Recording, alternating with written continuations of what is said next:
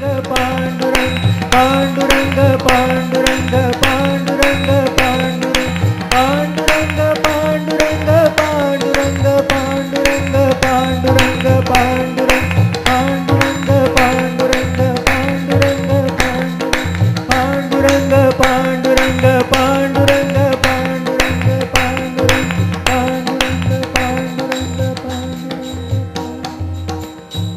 भगवान को पुकारते हुए गजेंद्र अपने आप को भगवान के समीप देखना चाहते हैं। जैसे उनकी मन की अभिलाषा थी उसी प्रकार से भगवान गरुड़ पर बैठते हुए एक तरफ दोनों पैर छोड़ते हुए भगवान बैठ गए। गरुड़ जी को बोले, चल गरुड़ जल्दी चल जल्दी चलो, अब मेरे पास समय बिल्कुल नहीं है, चलो जल्दी चलो जल्दी चलो। हाथ में शंख चक्र गदा ले लिए, जैसे कि बहुत बड़े युद्ध पे जाने वाले हैं भगवान। गरुड़ जी पर बैठ गए। ब्रह्मांड में देखते सबकी तरफ, मेरा भक्त मुझे बुला रहा है और अभी तक मैं पहुंचा नहीं, रे गरुड़ जल्दी चल। बहुत बड़े अपने पंखों को विस्तार करते हुए गरुड़ भगवान आ रहे हैं। उनके ऊपर प्रभु जी बैठे हुए देख रहे सरोवर की तरफ नीचे झुक कर। उतने में गजेंद्र ने देखा पानी में से ही कि मेरे लिए मेरे उद्धार करता भगवान प्रभु आ रहे हैं। जैसे ही देख लिया इतना आनंद हुआ। वही सरोवर में जो कमल के फूल खिले हुए थे उसमें से एक कमल का फूल उखाड़ा, आपने सुंड में ले लिया, गजेंद्र ने मस्तक पे लगाया और जैसे कि प्रभु को कह रहे हैं कि ये मेरी तरफ से ये पुष्प जो आपने दिया हुआ जो है वो ही आपको समर्पित। पुष्प भगवान की तरफ फेंक दिया। क्षीण तो बहुत हो चुके थे।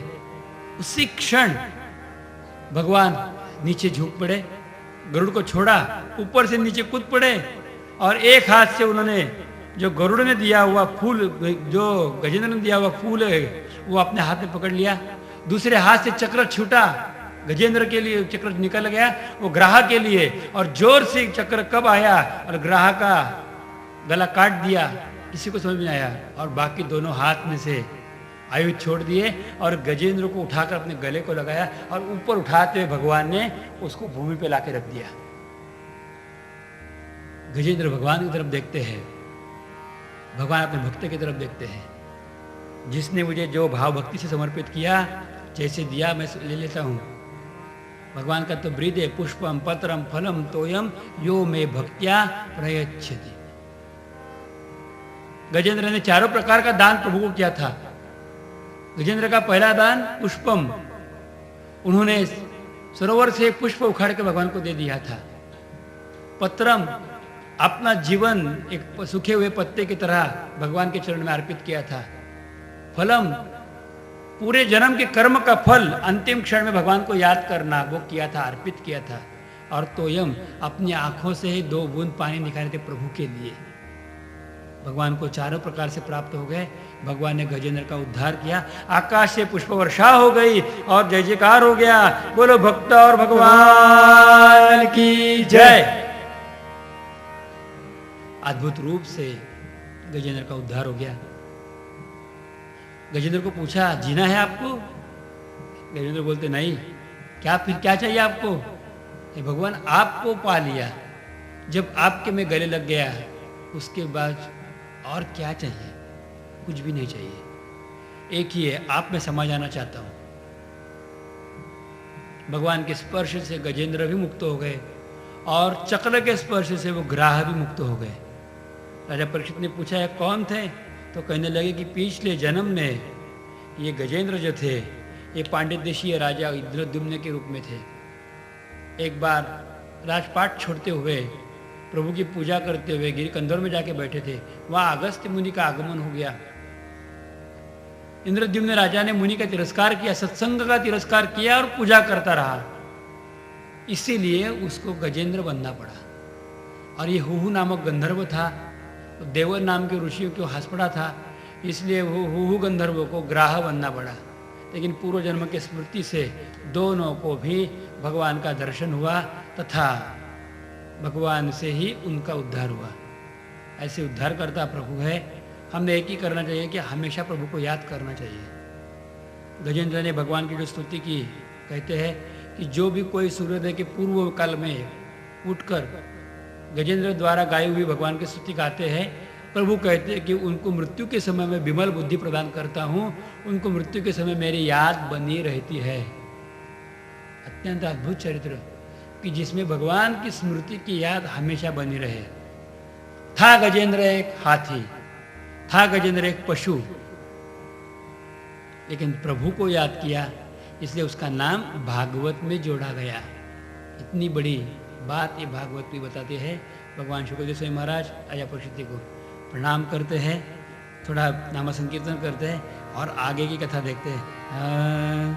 गोविंद राधे गोविंद, गोविंद राधे गोविंद, गोविंद राधे गोविंद, गोविंद राधे गोविंद, राधे गोविंद गोविंद गोविंद, राधे राधे गोविंद गोविंद गोविंद, राधे गोविंद गोविंद गोविंद, गोविंद राधे गोविंद, गोविंद राधे गोविंद, राधे राधे गोविंद, राधे गोविंद, गोविंद राधे गोविंद,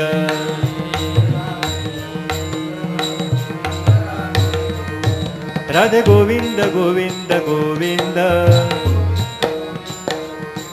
राधे गोविंद गोविंद गोविंद,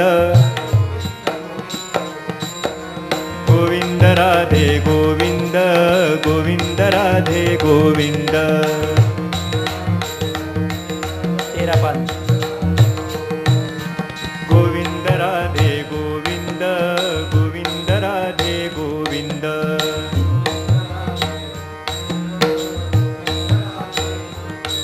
राधे गोविंद गोविंद गोविंद, राधे गोविंद गोविंद गोविंद, राधे राधे गोविंद, राधे गोविंद,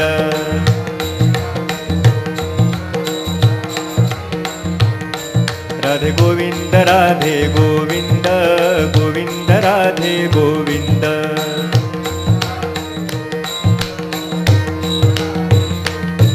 राधे गोविंद गोविंद गोविंद, राधे राधे गोविंद गोविंद गोविंद, गोविंद राधे गोविंद, गोविंद राधे गोविंद,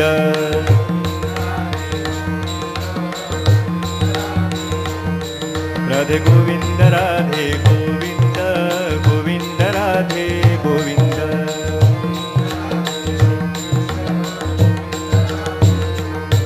राधे गोविंद गोविंद गोविंद, राधे राधे गोविंद गोविंद गोविंद, राधे राधे गोविंद, राधे गोविंद,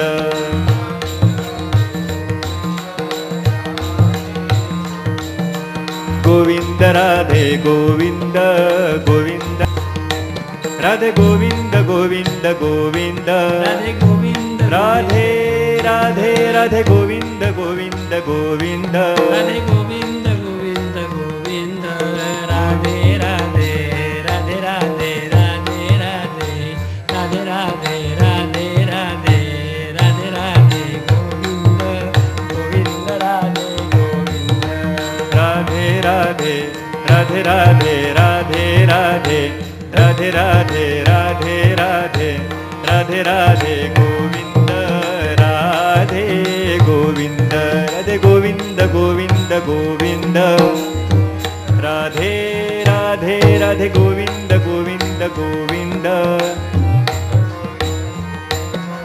गोविंद राधे गोविंद, गोविंद राधे गोविंद,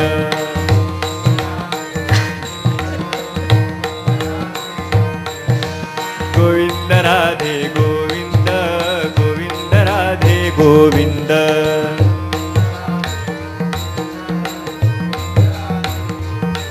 राधे गोविंद गोविंद गोविंद, राधे गोविंद गोविंद गोविन्द गोविन्द गोविन्द राधे गोविन्द गोविन्द राधे गोविन्द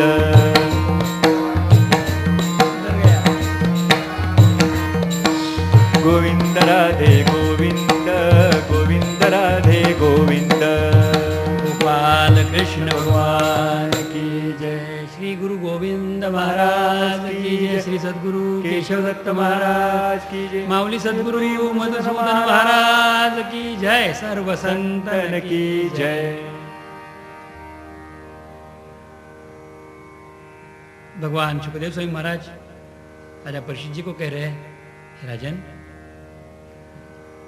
आगे छठे मनवंतर में भगवान ने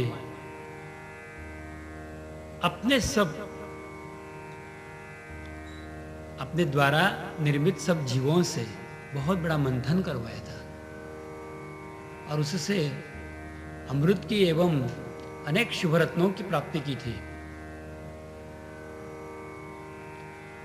अब हृदय मंथन की कथा भगवान कहना चाहते हैं। जिस मंथन का वर्णन अब होने जा रहा है, यह अध्यात्म का सर्वोच्च अवस्था का वर्णन किया जाता है। योग शास्त्र की बात कह रहे सुखदेव स्वामी महाराज। उस समय भगवान का नाम श्री हरि था, जो भक्तों के दुख का हरण करते हैं, जिनका वर्ण हरित है, इस प्रकार से भगवान थे। एक दिन की बात है, स्वर्गीय राजा इंद्र अपने स्वर्ग में ही घूम रहे थे। उस समय दुर्वासा मुनि का उनको दर्शन हुआ। इंद्र ने दुर्वास मुनि की अभिवंदना की। दुर्वास महर्षि ने आशीर्वाद देते हुए कुछ देना चाहिए, इसलिए पारिजात पुष्पों की माला इंद्र को दे दिया अपने गले से निकालकर। इंद्र ने माला ले ली और बिना समझे बिना सोचे संतों को प्रसाद का तिरस्कार करते हुए वही माला अपने हाथी के गले में डाल दी। थोड़े क्षण के बाद निकल रहे थे दुर्वासा मुनि, उनको कुछ याद आया, इसलिए उन्होंने पीछे मुड़ के देखा, ए इंद्र। तब देखा उसी समय हाथी ने गले से माला निकालकर, जैसे कि कोई खाने की चीज है ऐसे समझते हुए, कुछ सूंघ लिया और खाने की चीज नहीं है जानते हुए फेंक दी माला। उसके ऊपर हाथी का पैर पड़ा और दुर्वासा मुनि का ध्यान गया। दुर्वासा मुनि क्रोधिष्ठ हो गए और बोलने लगे, हे इंद्र, तू मूर्ख है, दंड है तथा गुरुजनों का अभिमान न रखने वाला, अपमान करने वाला तू है। अरे क्या किया? ये पुष्पमाला में लक्ष्मी जी का निवास रहता है। ये पुष्पमाला नहीं, अपितु साक्षात भगवती लक्ष्मी जी है। जब संतों के घर भगवान सेवा करने के लिए गए, तब लक्ष्मी को कोई मौका नहीं मिला सेवा का, तो लक्ष्मी जी फूल में परिणित हो गई। और फिर भगवान के लिए वो फूल चुन चुन के जब माला बनाई गई, तो उसी फूल के जरिए भगवान के गले में लक्ष्मी जी फिर एक बार विराजित हो गई। जब कोई संत प्रसाद के पुष्प देते थे, उसके साथ साथ अपना प्रारब्ध बदला करके देते हैं।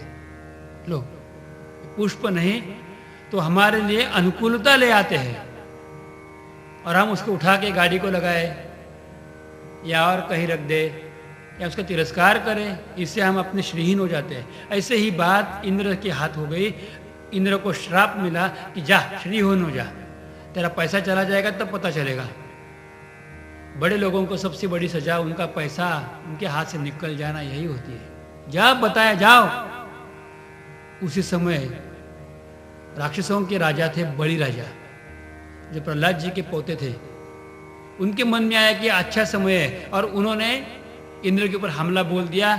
इंद्र परास्त हो गए, हार गए। डर के मारे कांपते हुए इंद्र ब्रह्मदेव के पास गए और ब्रह्मदेव की प्रार्थना की, महाराज कुछ तो करो। देवताओं का राज चला गया। ब्रह्मदेव बोले, इस समय अत्याचार बढ़ गया, मैं भी जान रहा हूं। पृथ्वी पर बहुत अत्याचार बढ़ गए थे। उस समय सब प्रकार से पृथ्वी असुरक्षित हो गई, राक्षसों का भार चला। पृथ्वी ने गोमाता का रूप धारण करते ब्रह्मदेव को बताया, मुझे मेरी रक्षा करो, कुछ तो करो। ब्रह्मदेव और सब देवताएं भगवान को मिलने के लिए क्षीर सागर के किनारे गए और वहां जाते हुए उन्होंने भगवान की स्तुति आरंभ की। ब्रह्मदेव भगवान के लिए बोलते हैं, प्रभु निर्गुण निराकार हो, ज्योतिर्मय स्वरूप से आप हो, आपसे कोई भी बात छुपी नहीं है। आप ये सब चक्र चलाते हैं। हम लोग आज इस समय देवताएं अनेक प्रकार से कष्ट में है, विपत्ति में है, ये बात आप खूब जानते हो। आप काल के भी चक्र हो, आप क्षीरसागर में रहते हो, ये बात कहना ही एक बड़ी मजे की बात है। आप प्रत्यक्ष रूप से सब जगह विद्यमान हो और उसी प्रकार से आप हमारे सामने हो कि जिस प्रकार से अपने ही हाथ को कोई भी देख सकता है। उस समय ब्रह्मदेव भगवान के काल चक्र के लिए कुछ विशेष रूप से कहते हैं, ये काल चक्र कैसा है? ये भगवान, ये काल चक्र, ये मनोचक्र के लिए आप उसी के लिए ही भेद करने वाले हो। ब्रह्मदेव जी महाराज कहते हैं, अजस्य चक्रम त्वजयेर्यमाणं मनोमयं पंचदशारमाशु तृणाभिविद्युच्चलमष्टनेमि यदक्षमाहुतस्तमृतं प्रपद्ये। भगवान, यह शरीर जो है एक मनोमय चक्र, एक रथ का पहिया है। 10 इंद्रिय और 5 प्राण, ये 15 इसके आरे है, तथा सत्व, रज और तमो, ये 3 ही गुण उनकी नाभि है। पृथ्वी, जल, तेज, वायु, आकाश एवं मन, बुद्धि और अहंकार, इसकी 8 प्रकार की नेमी है। यही पहियों का घेरा है। स्वयं माया इसके संचालन करती है और बिजली से भी अधिक ये रथ शीघ्रगामी है। इस चक्र के धुरे ये परमात्मा स्वयं आप हो। आप एकमात्र सत्य है और जो एकमात्र सत्य है उसकी हम शरण ग्रहण करते हैं। हे भगवान, आपकी कृपा के बिना कोई बात समझ में नहीं आती। ब्रह्मदेव जी महाराज आगे जाके कहते हैं कि भगवान, आप हमारे ऊपर कृपा करो। हम आपके लिए आपके सामने आ चुके हैं, हमने अपने आप को आपके सामने रखा है। हे प्रभु, यथाग्निमेधस्य मृतं च गोषु, जैसे मनुष्य युक्ति के द्वारा लकड़ी से अग्नि प्राप्त कर लेता है, इतना ही नहीं, तो भुव्यन्नमं बुद्ध्यमने च वृत्तिम, जैसे गौओं के जरिए अमृत समान दूध प्राप्त हो जाता है, जैसे खेती के रूप से पृथ्वी से अन्न प्राप्त हो जाता है, नदियों के रूप से जल प्राप्त हो जाता है और व्यापार के रूप से आजीविका प्राप्त होती है, इसी प्रकार योगैर्मनुष्या अधियन्ति हि त्वाम् गुणेषु बुद्ध्या कवयो वदन्ति। आपके सामने आए जीव उसी प्रकार विवेकी संपन्न जीव बुद्धि के द्वारा आपकी सेवा करते हुए अपने अभिष्ट की प्राप्ति कर लेते हैं। भगवान, हम हमारे अभिष्ट की प्राप्ति के लिए आपके सामने आए हुए हैं। हमारा अभिष्ट क्या है आप जानते हो, हम नहीं जानते कि किसमें हमारा हित है। जबकि भगवान को पुकारा, उसी समय उनके सामने, मनों के सामने, उनकी आंखों के सामने भगवान स्वयं प्रकट हो गए। भगवान शुक महामुनि कहते हैं कि राजन, उस समय भगवान उनके सामने प्रकट हो गए और कहते हैं कि रे तुच्छ अवस्था से आप सोच रहे हो कि एक गए हुए राज्य के लिए इतनी मेरी अपेक्षा से सेवा कर रहे हो और मेरे लिए इतनी स्तुति कर रहे हो। ब्रह्मदेव कहते नहीं, इसलिए नहीं, हम आपकी स्तुति कर रहे थे कि इस सब में से हमें परा होना है। बार बार बार इस सब दुख में हम लोग अटक जा रहे हैं, इस सब में से हमें बाहर आना है। हमें ऐसे कोई दे दो कि जैसे लकड़ी से अग्नि निकलता है, गौवे से दूध निकलता है, भूमि से अन्न निकलता है, उसी प्रकार आप हमें ऐसे कुछ युक्ति बताओ कि जिससे जीवन का शाश्वत सार तत्व हमारे हाथ में आ जाए। ऐसी कोई बात अभी आप मुझे हमें बताइए। सुखदेव महाराज कह रहे थे कि ये कहने के लिए भगवान तो समर्थ थे, लेकिन भगवान ने सोचा कि इनके हाथ में मैं ऐसे फोकट में दे दूं तो कोई कीमत नहीं रहेगी, उनको कष्ट करने के लिए मैं मजबूर करूंगा। इस कथा के उपरांत सुखदेव जी का कहना बहुत ही सुस्पष्ट रूप में है।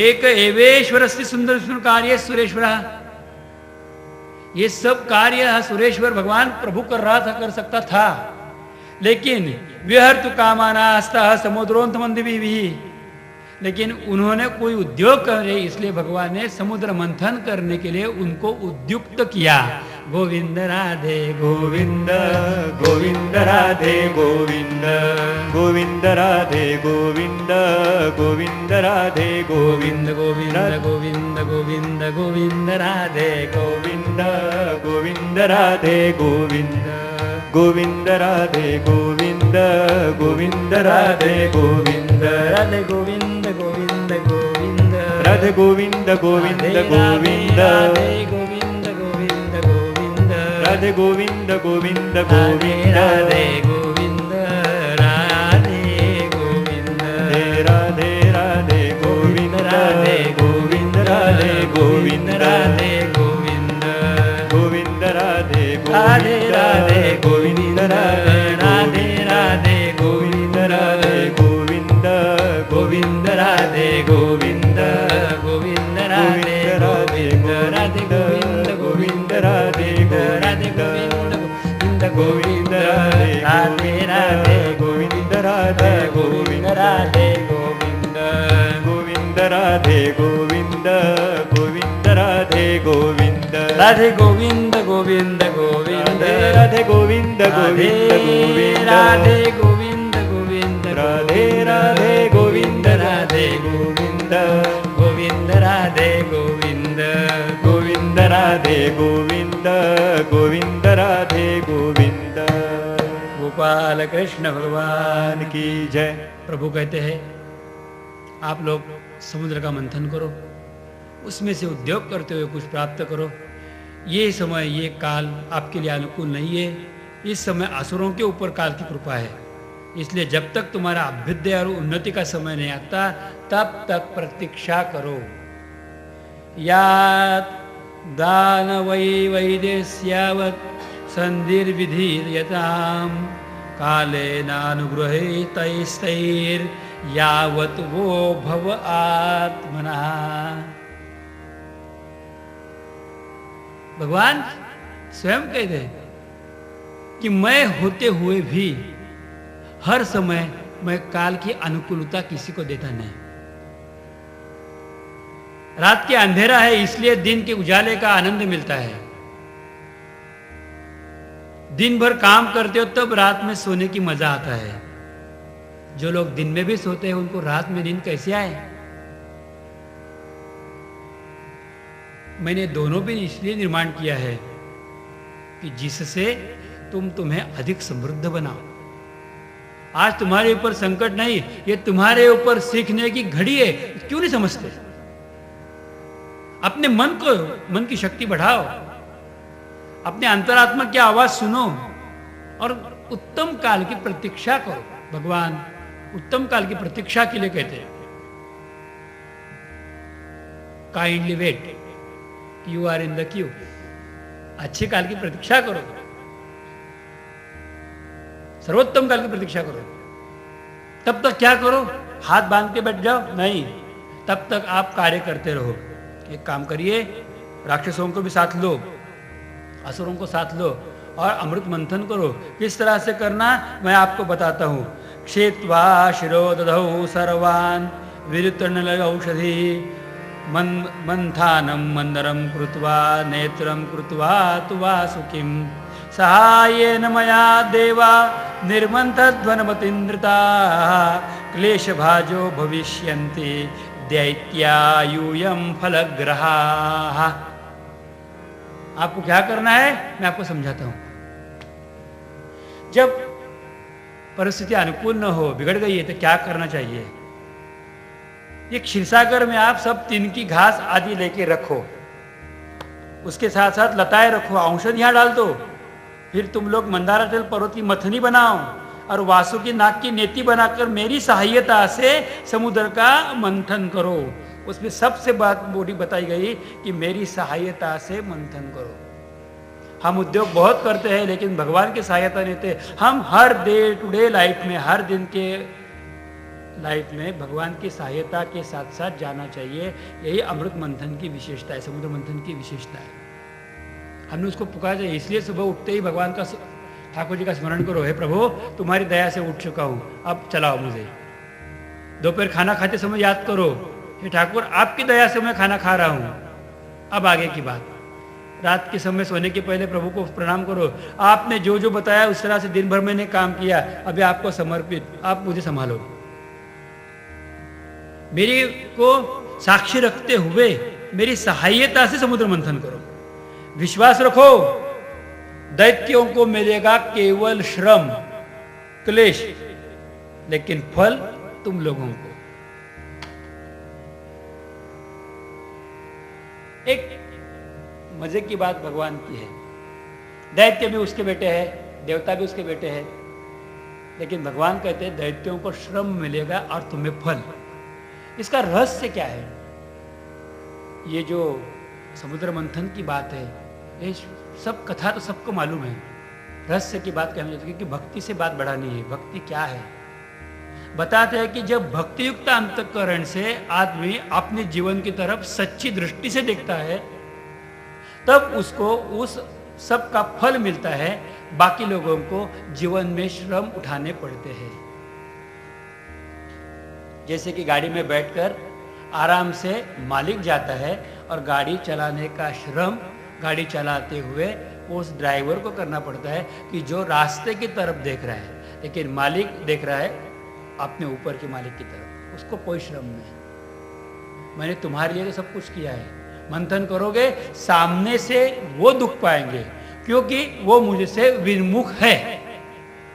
जो मेरे सन्मुख है उनको कोई दुख नहीं। रामचरितमानस में भगवान तुलसीदास जी महाराज कहते हैं, सन्मुख हो ये जीव मोहि जब ही जन्म कोटि अघ नाश ही तब ही। सन्मुख हो ये जीव, मेरे सन्मुख हो जाए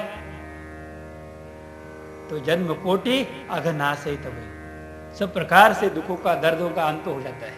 अरे मेरी तरफ देखो, भगवान युक्ति बताई और आगे जाके और बताया, अगर आपको कुछ जीवन में पाना है, यूयम तदनुमोद्धवम यदिच्छन्त्यसुरासुराः न संरंभेण सिद्धन्ति सर्वैर्था सान्यताम यथा। जिसको जीवन में कुछ पाना है उसने अपने लिए एक बात याद रखनी है कि शांति से सब काम बन जाते हैं, क्रोध करने से कुछ भी नहीं होता। शांति को अपने हृदय में रखो, वही सब काम करेंगे। न भैतव्यम कालकूटात् विषाज्वलति सम्मोहात्। भगवान कहते हैं कि जब जीवन में मंथन शुरू हो जाता है तब सबसे पहले आते हैं अपना तिरस्कार, अपने लिए संकटों की माला, जैसे कि कालकूट नामक विष आता है। इसके लिए भी डरो मत। जीवन में इस प्रकार से संकट, इस प्रकार से दुख, इस प्रकार के दर्द जरूर आएंगे। आप लोगों को क्रिटिसाइज करने के लिए तो लाखों लोग बैठे हुए हैं, आपके हृदय में बैठने वाला एक गोविंद ही तो है, उसको याद करो। बस जब से बताया गया उसके बाद जो भी वस्तु मिलेगी, किसी भी वस्तु का लोभ आप मत करो। लोभ कार्यो न वो जातु रोषा कामास्तु वस्तुषु। किसी भी वस्तु के लोभ मत करो। जो भी मिलेगा हाथ में आए, अगर मिल गया तो मिलने दो, नहीं मिला किसी दूसरे लिया, चिंता मत करो। तुम्हें कुछ पाना है, क्या पाना है? तो मेरे से निर्माण हुआ, मेरा प्राप्त हुआ अमृत से तुम्हें पाना है। तुम लोग ये प्रयास कर रहे हो अमृत के लिए, बाकी चीज के लिए नहीं। हमारे मन में यही बात जचती नहीं कि एक्चुअली हमारे डे टू डे लाइफ में व्हाट आई वांट, मुझे क्या चाहिए, यही निश्चित निर्णय नहीं होता। इसलिए जो मिले लेते रहे, लेते रहे, लेते रहे। इसलिए जब मिलने की बारी आती है तब सब भूल जाते हैं। मुझे क्या चाहिए ये पहले मैंने अपने आप में सुनिश्चित कर लेना चाहिए, और वो जब तक नहीं आता तब तक बाकी चीज और कितने भी क्यों ना आए। जैसे कि कोई एक महानुभाव गांव का आदमी था, पहली बार प्रवास के लिए निकल पड़ा। उस समय की बात है कि जिस समय रेलगाड़ी पहले आ गई थी, अभी तक उसका उतना प्रचार नहीं हुआ था। बहुत ज़माने की मैं बात कर रहा हूँ, हमारे ज़माने की गांव की बात। तो उस समय रेलगाड़ी में वो बैठ गया और रेलगाड़ी जा रही है। तो उसको जाते जाते कोई रास्ते में कौन से स्टेशन आने वाले सब तो उसको अवगत नहीं थे, मालूम नहीं थे। लेकिन बीच बीच में जब उसके पहचान वाले गांव, पहचान वाले स्थान दिखने पड़ते तो जोर से चलता, अरे देखो देखो देखो ये गांव आ गया, ये गांव आ गया, चलो उतरो उतरो, गांव आ गया। और दो तीन बार उसने उतरने की प्रयास भी किया, लोगों ने बैठ जा बैठ जा बैठ जा बिठा लिया। तब बताया रास्ते में जाते ये सब पहचान वाले गांव या लोग मिलेंगे। जब तक तुम मुकाम पे पहुंचना चाहते हो, जब तक वो गांव नहीं आता तब तक दूसरे गांव की तरफ देखो ही ना, मत देखो। हमारी बात ऐसी होती है। अमृत मंथन कथा की विशेषता मुझे कहना है, बस कथा तो आप सबको मालूम है। कथा का तो आपने प्रचुर लाभ इसके पहले भी ले लिया है। इसमें रहस्य क्या है, भगवान क्या कहना चाहते हैं? तो वो कहते हैं कि तुम्हारे मन में कामना हो या ना हो, तुम्हारे सामने बहुत कुछ चीजें अपने आप आ जाएंगी, जिसका पहला नाम दुख है और दूसरा नाम सुख है। जिसका पहला नाम दुख है और दूसरा नाम सुख है। ये अष्टम स्कंद के 6 अध्याय में 25वें श्लोक में भगवान बोलते हैं कि पहला नाम सुख है, दूसरा नाम दुख है। ये दोनों छोड़ और जो कामना तुम्हें प्राप्त करनी, मतलब मुझे अगर प्राप्त करना तो मेरी ही तरफ देख, बाकी देख नहीं, कुछ भी मत करो। आगे अमृत ले आएगा, उस समय भूलना नहीं। अगर उस समय भूल गए तो अवसर बार बार नहीं आए, फिर दोबारा ये मिलेगा नहीं मौका, जिंदगी में एक बार। मनुष्य जन्म बंदे फिर नहीं पाओगे। राधा कृष्ण क्यों नहीं बोले, पीछे पछताओगे। जैसे बताया गया, इंद्र अंजलि बांधते हुए बलिराजा के पास गए। बलिराजा को बताया, भगवान ने हमें बताया है कि समुद्र मंथन करो, उससे अमृत का लाभ होगा। ये दुनिया में बात छुपी नहीं है। प्रभु का नाम लो, तुम्हारे ऊपर भगवान की कृपा होगी, तुम भी भगवान को प्राप्त कर सकते हो। ये बात संतों ने सब समाज को बताई है। समाज में उस समय राक्षस भी बैठे हुए थे, जैसे कि मनुष्याकृति लोग भी बैठे हुए हैं, लेकिन ये बात उनके पचन में नहीं गिरती। समझ में उन्हें क्यों आती है कि जो भगवान के प्रेमी जन है, जिनके ऊपर भगवान की विशेष कृपा है, उन्हीं को ये बात समझ में आती है। बात तो खुली बताई गई।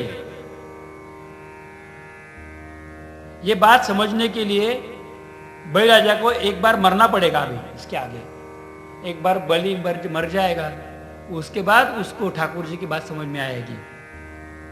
अभी तो नहीं आती। आगे कथा में हमें देखना है, समुद्र मंथन की अंतिम चरण में राजा बलि का भी मोक्ष हो जाता है। ये बात हमें देखनी है। बस पक्का निर्णय हो चुका और फिर इन सब ने मिलकर समुद्र मंथन करने का प्रयास किया। गए, वासुकी नाग को बताया गया कि आपको नेति के समान काम करना है। जो अमृत मिलेगा उसमें से कुछ हिस्सा आपको देंगे।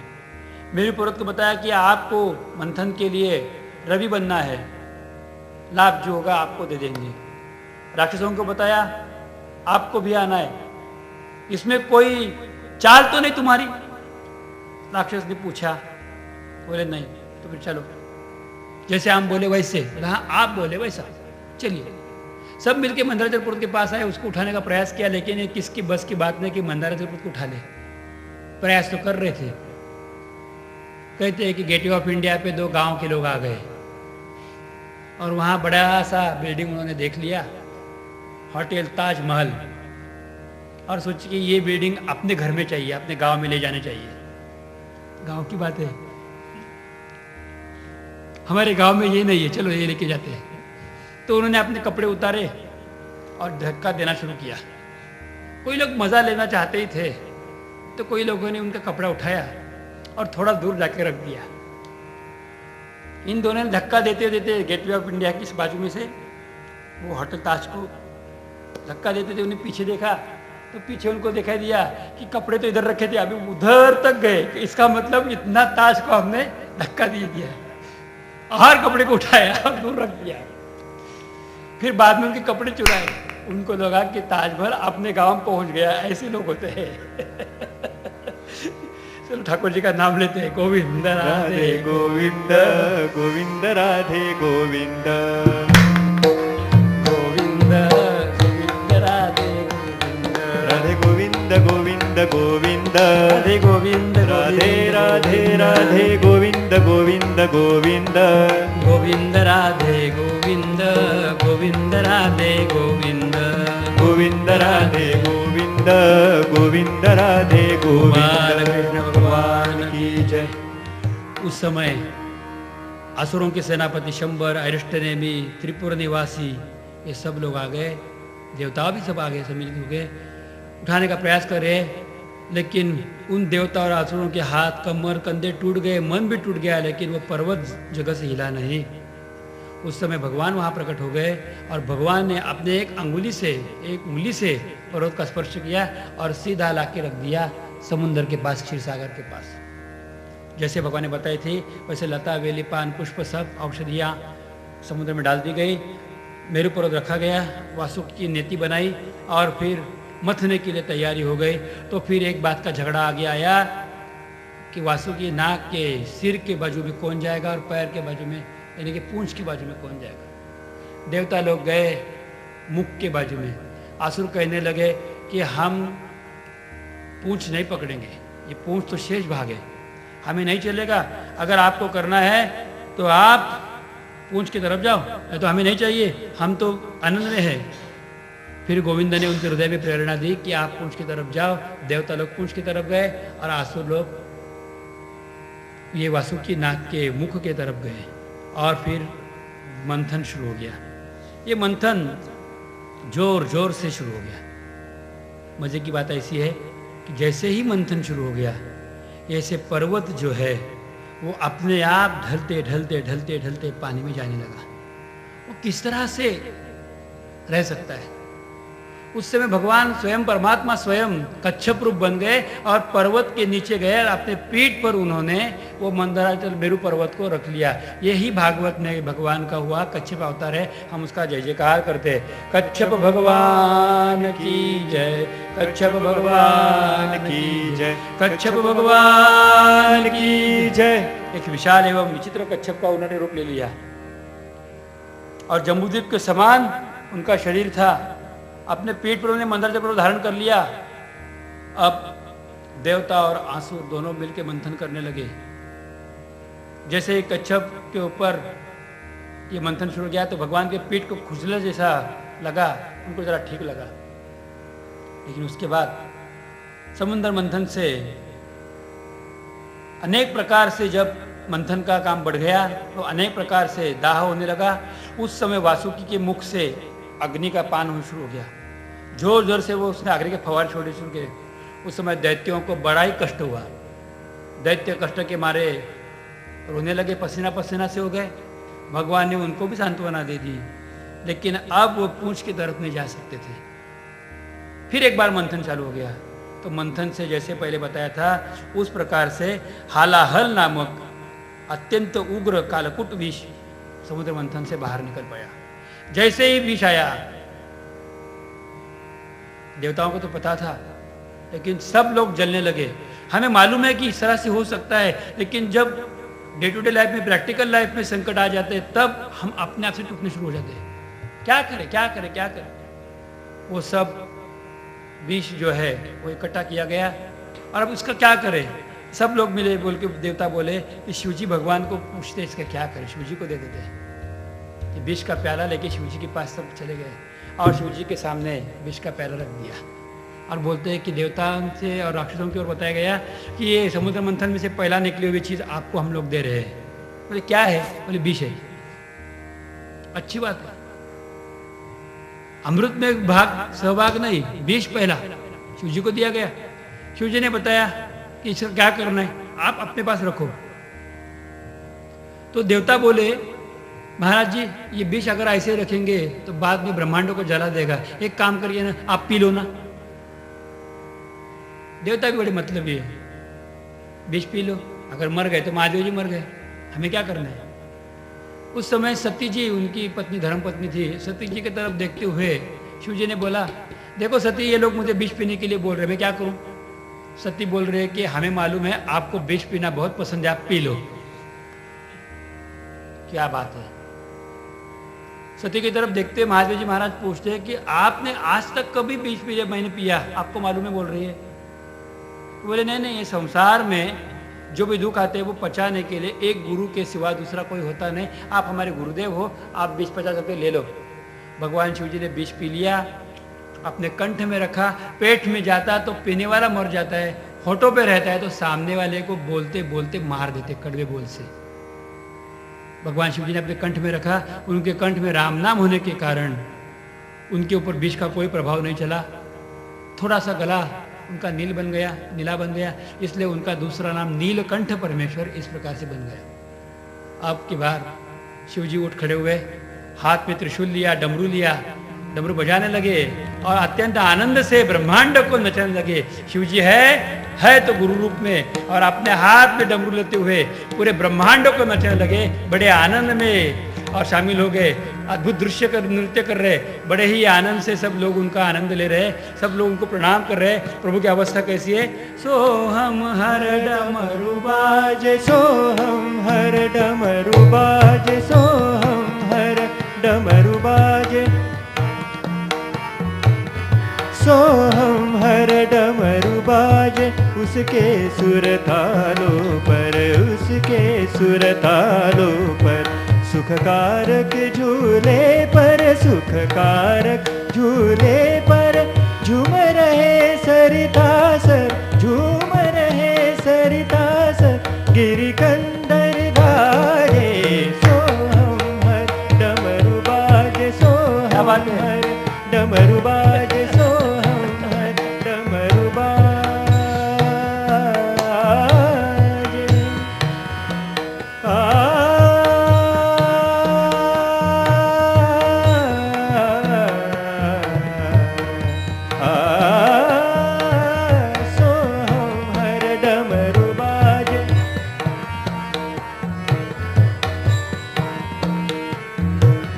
डमरू ओंकार नाद, डमरू ओंकार नाद,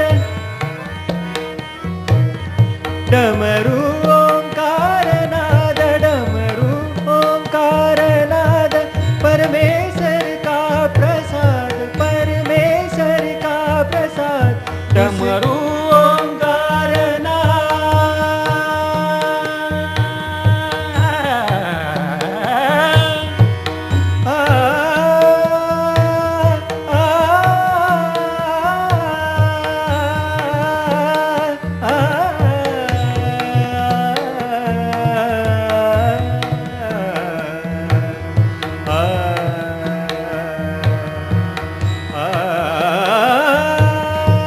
डमरू ओंकार नाद, डमरू ओंकार नाद,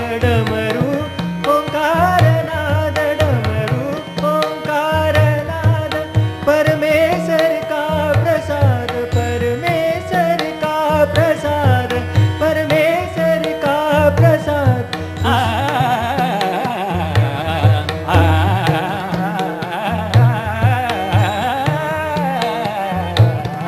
डमरू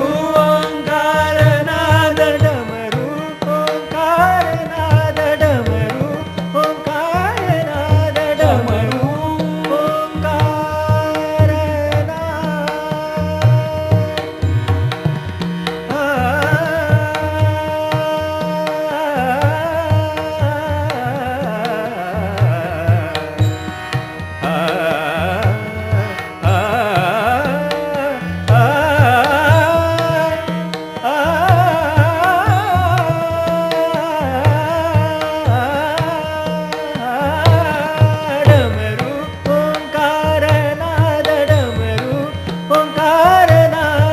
डमरू ओंकार नाद, परमेश्वर का प्रसाद, परमेश्वर का प्रसाद, उसके ही महिमा से, उसके ही महिमा से, भुवनत्रय गारे, भुवनत्रय गारे, भुवनत्रय गारे, सोहम हर डमरू बाजे।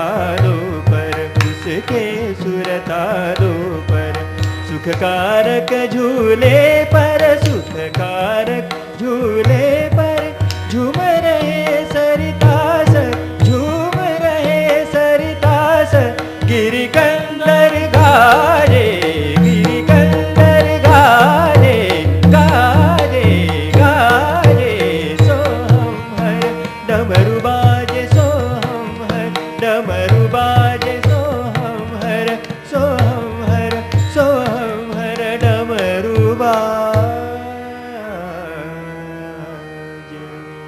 शंकर भगवान की जय। निशम्य कर्म, भगवान का ये अद्भुत कर्म देखते हुए संपूर्ण प्रजा, दक्ष कन्या, सती, ब्रह्मा जी, स्वयं विष्णु भगवान भी उनकी प्रशंसा करने लगे। शिव जी की प्रशंसा होने लगी।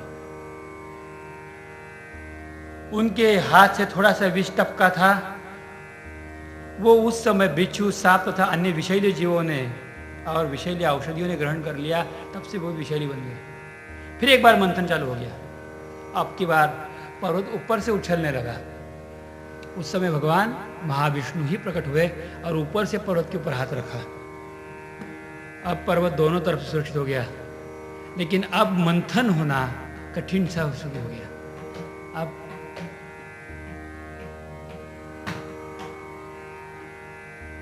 अब की बार मंथन थोड़ा सा कठिन सा होने लगा। उस समय देवता और राक्षस दोनों भी भगवान की तरफ देख रहे हैं। भगवान खड़े हुए पानी के बीच में, और बीच पानी में खड़े होते हुए उन्हें मंदार पर्वत को अपने आप को सन्मुख रखा और अपने चारों हाथों से उन्होंने दो हाथ से राक्षसों की बाजू और दो हाथ से देवताओं की बाजू पकड़ ली और फिर मंथन शुरू किया। गोविंद राधे गोविंद गोविंद राधे गोविंद गोविंद राधे गोविंद गोविंद राधे गोविंद। दोर भक्तीचे नवविध वेढे घालुनिया आवळीले। दोर भक्तीचे नवविध वेढे घालुनिया आवळीले। देहाच्या डेऱ्यात सगुण त्या ब्रह्माला स्थिर केले। झाली नाही बावरी इंद्रियांना आवरी। झाली नाही बावरी इंद्रियांना आवरी। दोन्ही हाते सावरी हो। घुमले कंकणाचे नाद ब्रह्म। घुमले कंकणाचे नाद ब्रह्म। ढोल वाजे ढुम ढुम डेरा बोले घुम घुम। पायी पैन झुम झुम। पायी पैंजण झुम झुम। झाली राधिकेची रवी ब्रह्म। झाली राधिकेची रवी ब्रह्म।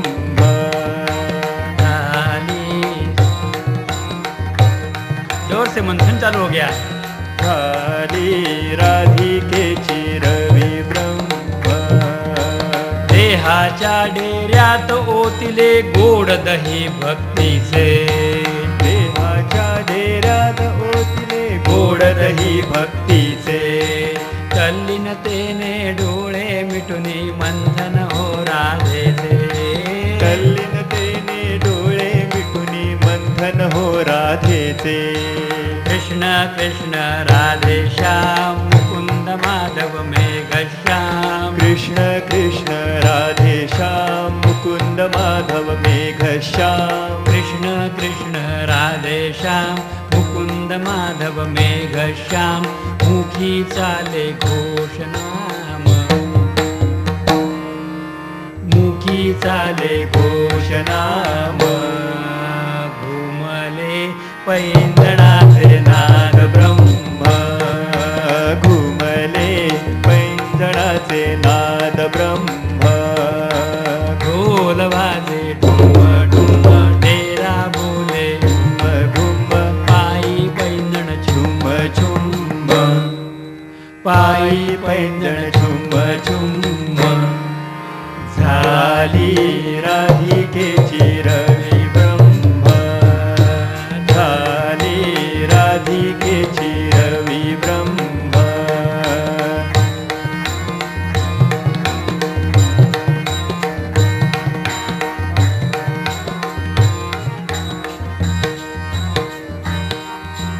आले ब्रह्मानंदाचे हे जमवून या नवनीत. आले ब्रह्मानंदाचे हे जमुनिया नवनीत आपोआप समाधी खुलले थांबवी मंथनास. आप समाधी खुलले थांबवी मंथनास. डोळे भरून पाहिले गोळे हाती झेलले. डोळे भरून पाहिले गोळे हाती झेलले.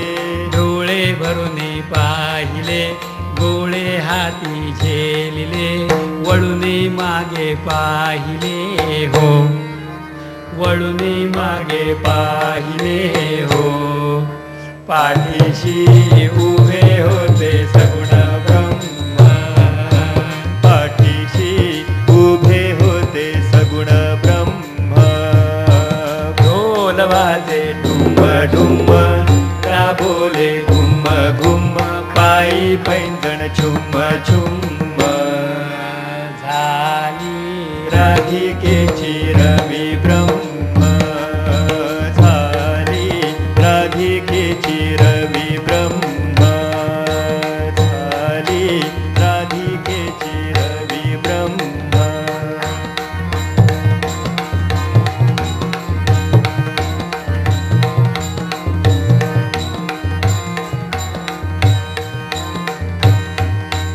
मानवाकडी डोळे हसरे बोले पसरून हात.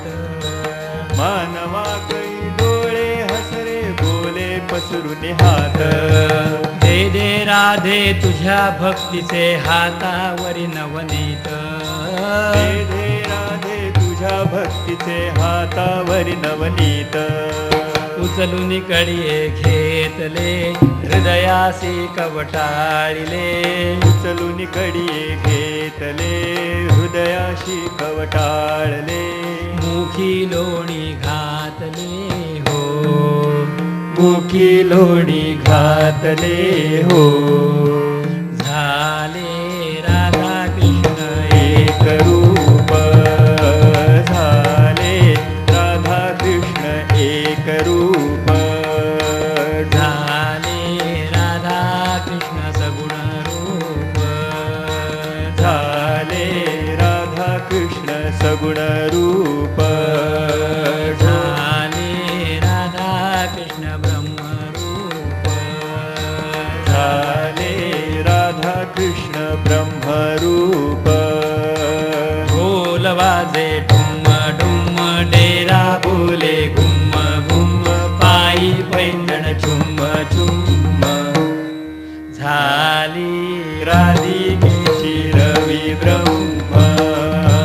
झाली राधिकेची रवी ब्रह्म. गोपाल कृष्ण भगवान. भगवान की जय. भगवान ने स्वयं दोनों तरफ से अपने हाथ लगाए और अमृत मंथन के लिए, समुद्र मंथन के लिए दोनों विपक्ष का सहारा दे दिया. अब की बार समुद्र से कामधेनु प्रकट हो गई.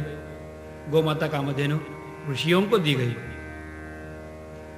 उसके बाद उच्चश्रवा नाम का घोड़ा निकला. बलि ने उस घोड़े को लेने की इच्छा की तो उसको मिल गई. उसके बाद ऐरावत नामक हाथी निकला. वो हाथी इंद्र की शोभा हो गया. भगवान ने स्वयं अपने गले में से कौस्तुभ मणि निकाला और पानी में छुपके से छोड़ दिया था. आगे जाके कौस्तुभ मणि निकाला जो अच्छिद्र कौस्तुभ मणि है. वो लेने के लिए दोनों भी लायालत हुए, देवता और दानव. लेकिन वो मणि सब सीधा निकल के भगवान के गले में फिर एक बार लग गया. उसके बाद में कल्प वृक्ष निकला. वो स्वर्ग की शोभा हो गई. तत्पश्चात अप्सराएं प्रकट हो गई. वो अप्सराएं इंद्र की सभा की सब शोभाएं हो गई. उसके बाद भगवान ने बताया, हे लक्ष्मी जी, अभी आपकी बारी, आप जाइए. भगवान की अंतस्थ शक्ति भगवती लक्ष्मी जी, उनको भगवान ने पानी में छोड़ा.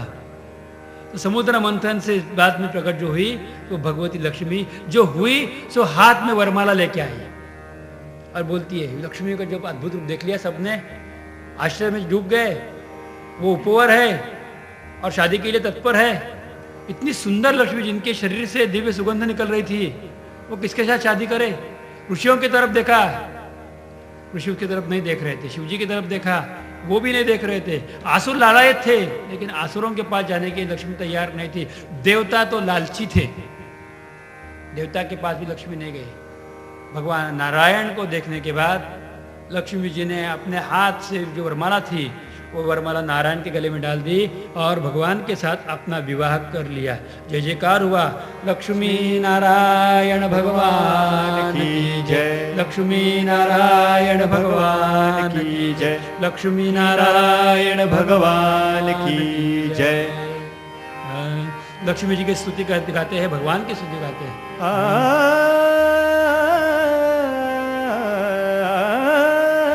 सुमन सुवंदित सुंदर माधवी चंद्र सहोदर हेममय, सुमन सुवंदित सुंदरी माधवी चंद्र सहोदर हेममय, मणिगुण मंडित मोक्ष प्रदायिनी मंजुल भाषिणी वेदनुते,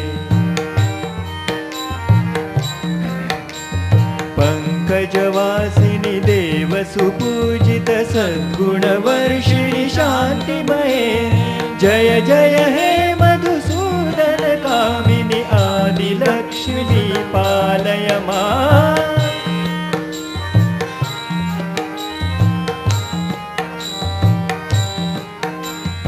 अय कलिकल्मषनाशिनि कामिनि वैदिक रूपिणि वेदमये, क्षीर समुद्भव मंगल रूपिणी मंत्र निवासिनी मंत्रनुते, मंगलदायिनी अंबुजवासिनी देवगणाश्रित पादयुते, जय जय हे मधुसूदन कामिनि धान्य लक्ष्मी पालय मां।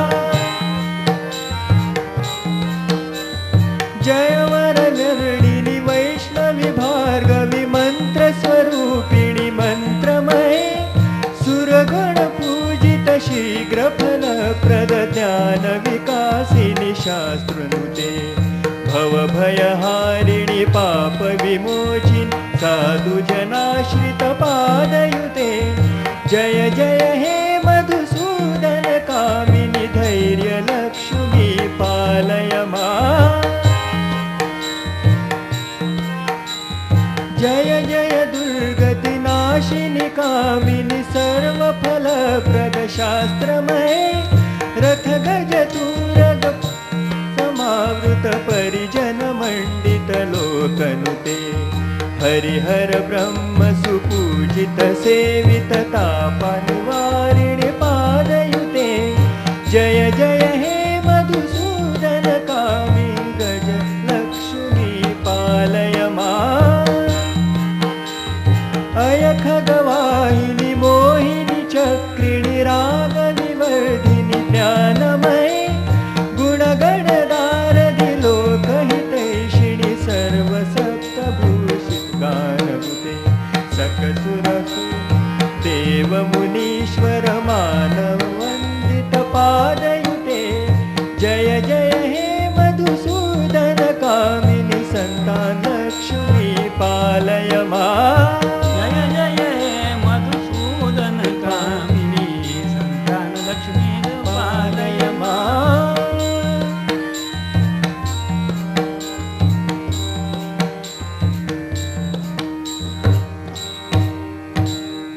सिद्ध लक्ष्मी मोक्ष लक्ष्मी राज